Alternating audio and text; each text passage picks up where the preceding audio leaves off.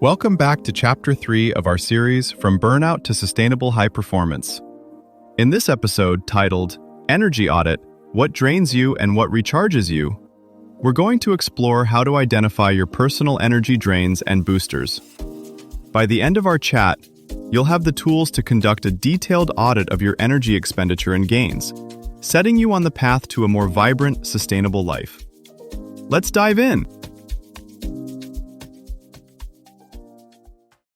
You woke up today with more energy than a billionaire has dollars, and leaked most of it before lunch. A tiny sleep deficit, a buzzing phone, 3 quick emails, and suddenly you're exhausted. Here's the twist. Your calendar didn't do that. Your invisible energy habits did. Most people try to fix exhaustion by rearranging their calendar. Fewer meetings, a different to-do app, maybe a new morning routine. Helpful, but incomplete. What actually determines how drained or alive you feel at 4 p.m. isn't just what you're doing, it's the energy price each activity quietly charges you. 2 people can walk out of the same 1-hour meeting. One is fired up with ideas, the other wants to lie under their desk. Same hour, wildly different energy math. This is where an energy audit comes in. Instead of guessing what's burning you out, you start observing it like a researcher.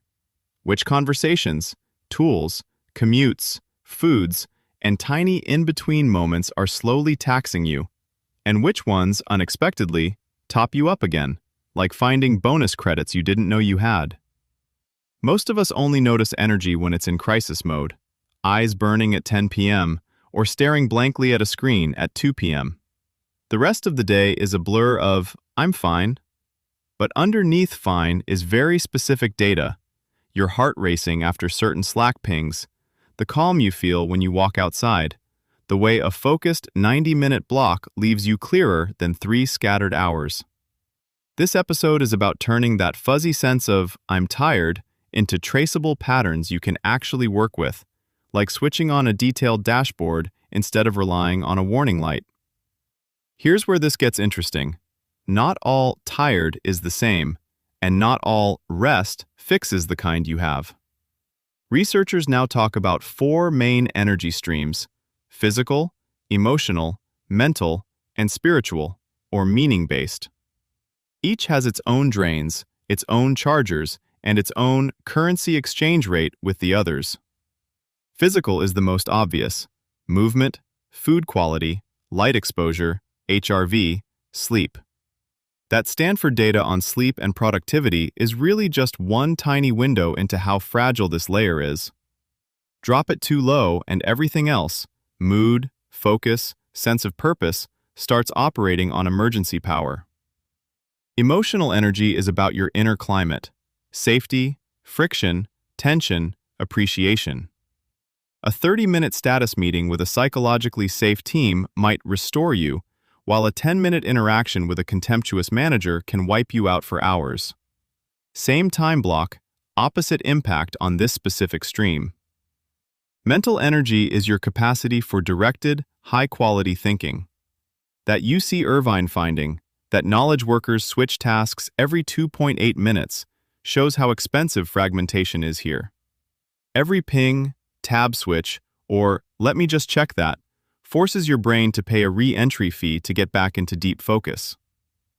Spiritual or meaning energy is the sense that what you're doing matters to something larger than your to-do list. Microsoft Japan's 4-day work week didn't just give people another day off. It signaled trust and respect, which often boosts this meaning layer. People weren't only less tired, they felt more aligned. The trap is that we usually try to fix every dip with a single lever: coffee, a nap, a workout, a quote on Instagram, and then wonder why it only half works. The real move is to notice which stream is low.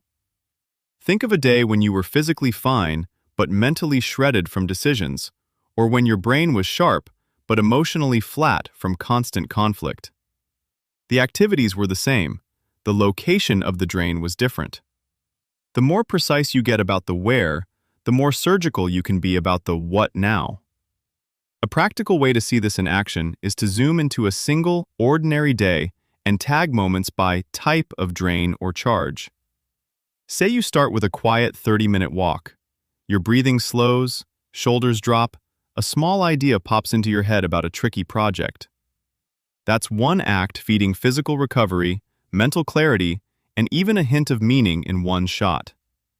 Contrast that with a quick check of your inbox before bed. You read a vague message from your manager. "We need to talk tomorrow." No real-time cost, but now your mind spins through worst-case scenarios. You sleep, but it's shallow. You wake up on edge. The original trigger was emotional, but it quietly taxes your mental and physical reserves overnight. Or think about tackling a complex brief in one uninterrupted block versus chopping it into 6 pieces between chats and notifications. Same total minutes, very different mental toll, and very different sense of progress, which ripples into motivation and purpose the rest of the week. As workloads intensify and AI handles more routine tasks, the cost of wasting mental and meaning-based energy gets steeper.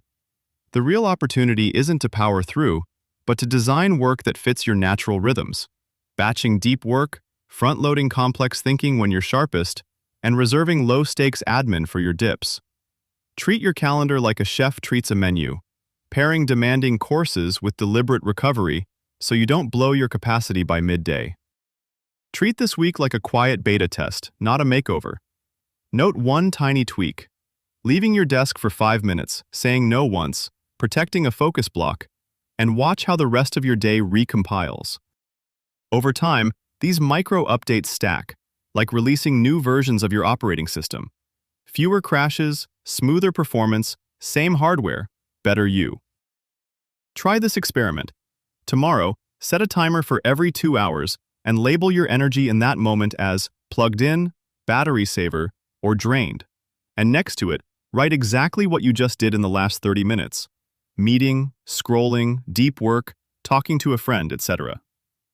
At the end of the day, circle the 3 activities that showed up most often next to plugged in, and schedule a 10 to 15-minute block of one of those recharging activities into the same time slot for the next 3 days. At the same time, take one activity that kept showing up next to drained, like back-to-back Zoom calls or doom scrolling, and reduce it by half for those same 3 days, replacing the gap with your chosen recharger. After 3 days, notice: do you feel even slightly less fried at the end of the day? And which swap made the biggest difference? This was Owl Up, your daily step forward. To keep learning with structured courses and more insights, go to owlup.co. Until tomorrow!